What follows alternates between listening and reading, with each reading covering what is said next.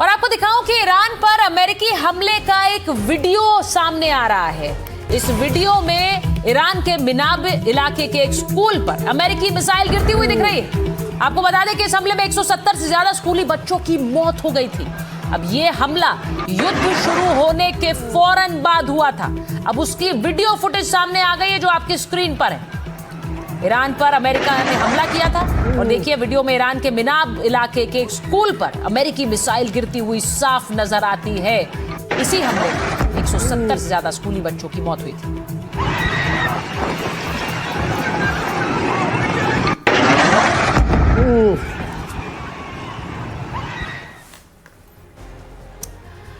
America और Israel Iran में सत्ता परिवर्तन चाहते हैं, अपने किसी हितैषी को बिठाना चाहते हैं। कभी खबर आती है कि ईरान को कई हिस्सों में बांट देना चाहते हैं, तो खबर यह भी कि ईरान के यूरेनियम भंडार को ही कब्जा कर लेना चाहते हैं।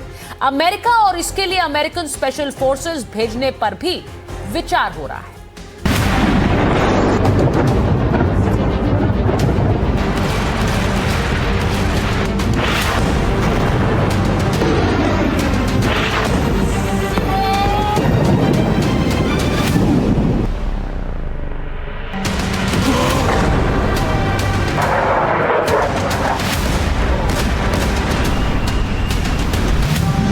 ईरान का यूरेनियम भंडार।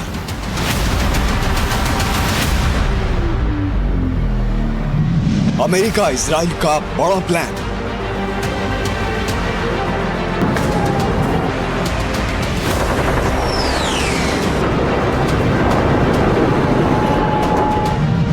क्या ईरान का यूरेनियम ले उड़ेगा अमेरिका?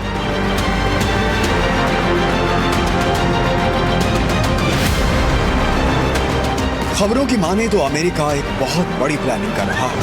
अमेरिका लगातार कहता रहा है कि ईरान का परमाणु कार्यक्रम उसके लिए बड़ी चिंता का विषय है। यही वजह बताकर उसने अपने साथी इजराइल के साथ मिलकर ईरान में पूरे लाव लश्कर के साथ हमला कर दिया। ईरान में तबाही मचा दी। मीडिया रिपोर्ट्स के मुताबिक अब अमेरिका और इजराइल एक बड़ी प्लानिंग कर रहे हैं। एक्सियोस की एक रिपोर्ट के मुताबिक अमेरिका और इजराइल ईरान के परमाणु स्टॉक को अपने नियंत्रण में लेने की कोशिश कर सकता है। इसके लिए वहां वो अपनी स्पेशल फोर्सेस भेजने के विकल्प पर विचार कर रहे हैं। यूरेनियम को हासिल करने के लिए सैनिकों को ईरान की जमीन पर जाना पड़ सकता है। युद्ध के बीच बेहद सुरक्षित और भूमिगत परमाणु ठिकानों तक पहुंचकर यूरेनियम को सुरक्षित करना होगा। डोनाल्ड ट्रंप पहले ही कह चुके हैं कि ईरान को कभी भी परमाणु हथियार हासिल नहीं करने दिया जाएगा। रिपोर्ट के मुताबिक इसी लक्ष्य को पूरा करने के लिए ये योजना चर्चा में है कि अमेरिका और इजराइल की स्पेशल फोर्सेस ईरान में उतरें, ताबड़तोड़ हमला करें और ईरान के यूरेनियम पर कब्जा कर लें। लेकिन क्या इतना आसान होगा? क्योंकि ईरान में इसके लिए जमीनी जंग लड़नी पड़ सकती है। वैसे इसके बारे में अमेरिकी राष्ट्रपति पहले ही कह चुके हैं कि जरूरत पड़ी तो वो ये भी करेंगे। बताया जा रहा है कि ईरान के पास करीब 10,000 किलोग्राम एनरिच्ड यानी संवर्धित यूरेनियम है। इसमें 450 किलो 60% तक संवर्धित यूरेनियम मौजूद है। एक्सपर्ट्स का कहना है कि इस यूरेनियम को कुछ ही हफ्तों में 90% तक संवर्धित किया जा सकता है, जो परमाणु हथियार बनाने के लिए जरूरी स्तर होता है। ये 11 परमाणु बम बनाने के लिए पर्याप्त हो सकती है। अब सवाल ये है कि ये मिशन कब शुरू हो सकता है, क्योंकि ईरान ने अपने जवाबी हमले से दुनिया को चौंका दिया है। उसके मिसाइल, ड्रोन और रॉकेट्स अमेरिकी सैन्य अड्डों पर काल बनकर गिर रहे हैं। इजराइल में ईरान की मिसाइलें गिर रही हैं।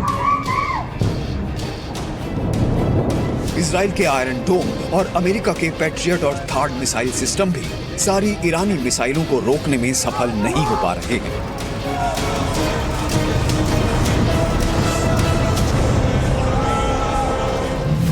सूत्रों के मुताबिक ये ऑपरेशन तभी किया जाएगा जब अमेरिका और इजराइल को भरोसा हो जाएगा कि ईरान की सेना बहुत कमजोर हो चुकी है। ये मिशन तभी होगा जब ये साफ हो जाए कि मिशन में शामिल सैनिकों के लिए बड़ा खतरा नहीं है। इस मुद्दे पर 2 विकल्पों पर चर्चा हो रही है। पहला, यूरेनियम को पूरी तरह ईरान से बाहर ले जाया जाए। दूसरा, परमाणु विशेषज्ञों को वहां भेजकर उसी जगह पर यूरेनियम को कमजोर कर दिया जाए ताकि उससे परमाणु हथियार नहीं बनाए जा सके।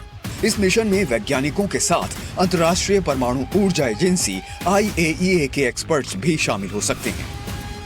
जानकारी के मुताबिक ईरान का ज्यादातर यूरेनियम इस फहान न्यूक्लियर सेंटर की अंडरग्राउंड सुरंगों में रखा हुआ है। फोर्दो और नतांज में भी यूरेनियम मौजूद है।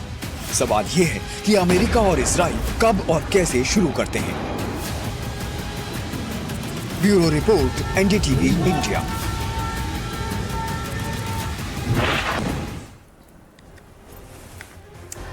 और आपको यह भी बताऊं कि ईरान के अलग अलग इलाकों में इकट्ठा हो रहे हैं लोग, क्योंकि नए सुप्रीम लीडर मुस्तफा खमेनी के स्वागत और समर्थन के लिए ये लोग हजारों की संख्या में इकट्ठा हो रहे हैं। तेहरान के एंगेलाब स्क्वायर पर भारी संख्या में लोग इकट्ठा हुए हैं। ये तस्वीरें देखिए। बताया जा रहा है कि मुस्तफा खमेनी नए लीडर चुने जाने पर देश को संबोधित कर सकते हैं। तो मुस्तफा के समर्थन में ये भीड़ जुट रही है और कहा यह जा रहा है कि वो संबोधित कर सकते हैं जनता को। ऐसे में तेहरान में लोगों की भीड़ जुटना शुरू हो गई। ईरान के कई शहरों में इकट्ठा हो रहे लोग।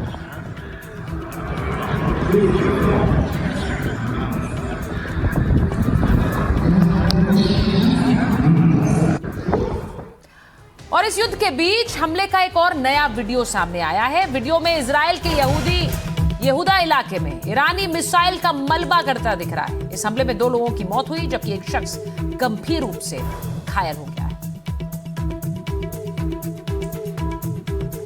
तो ईरानी मिसाइल के गिरने से 2 लोगों की मौत हुई है, एक शख्स गंभीर रूप से इसमें घायल भी हो गया है।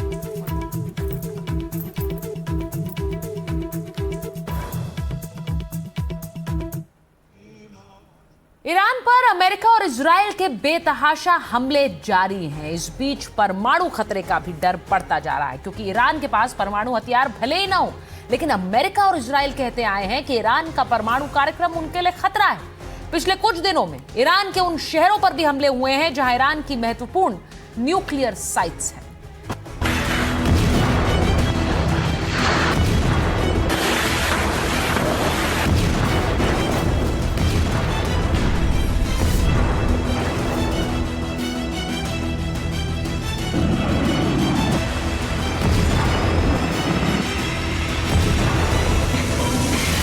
हर गुजरते दिन के साथ जंग और भयावह होती जा रही है। हर तरफ मिसाइलें और ड्रोन हमलों के निशान दिखाई दे रहे हैं। जगह जगह मातम पसरा है, हाहाकार मचा हुआ है, घर तबाह हो गए हैं, इमारतें जल रही हैं। इजराइल और अमेरिका मिलकर ईरान में जमकर मिसाइलें बरसा रहे हैं, हवाई हमले कर रहे हैं। इस हमले के बीच सबसे बड़ा खतरा परमाणु साइट को नुकसान पहुंचना है। अगर ऐसा हुआ तो तबाही मच सकती है। जंग में परमाणु खतरा, ईरान के न्यूक्लियर साइट, जंग में टारगेट। ये तस्वीरें ईरान के बुशहर शहर की हैं, जहां हमलों के बाद तबाही का धुआं आसमान में दिख रहा है। लेकिन इस शहर पर ज्यादा बमबारी हुई तो एक बड़ा खतरा खड़ा हो सकता है, क्योंकि यहाँ ईरान की एक बड़ी न्यूक्लियर साइट है। बुशहर ईरान का एकमात्र न्यूक्लियर साइट है जो चालू है। ईरान का कहना है कि यहाँ पर यूरेनियम के जरिए बिजली का उत्पादन किया जाता है। जून 2025 में जब अमेरिका ने ईरान पर हमला किया था, तब भी अमेरिकी हमले में बुशहर शहर बच गया था। बुशहर में ईरान के परमाणु कार्यक्रम को रूस संचालित करता है। रूस ने हाल ही में यहाँ पर 8 और साइट्स बनाने की घोषणा की थी। अमेरिका और इजराइल कहते रहे हैं कि ईरान के पास ऐसा यूरेनियम है जिससे वो कभी भी परमाणु बम तैयार कर सकता है। ये भी कहा जाता रहा है कि बुशहर में ही ईरान चुपचाप परमाणु हथियार तैयार कर सकता है।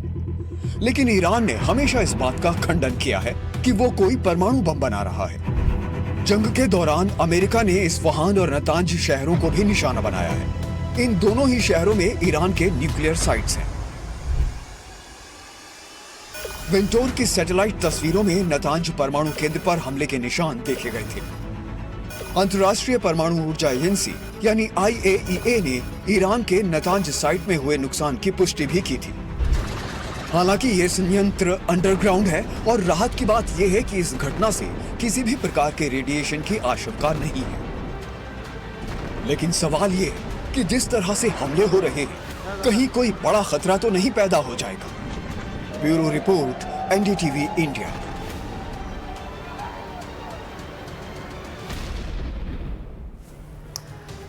और आपको बताऊं कि युद्ध के बीच एक और तस्वीर सामने आ रही है। ये तस्वीरें ईरानी सेना की ओर से किए गए मिसाइल हमले की है। ईरान की ओर से ताबड़तोड़ हमला अमेरिकी बेस पर किया गया है। ईरानी सेना का अमेरिकी बेस पर हमला, और इसकी तस्वीरें भी जारी हो गई हैं। अमेरिकी कब्जे वाले इलाके में ईरान ने हमला कर दिया। ये देखिए,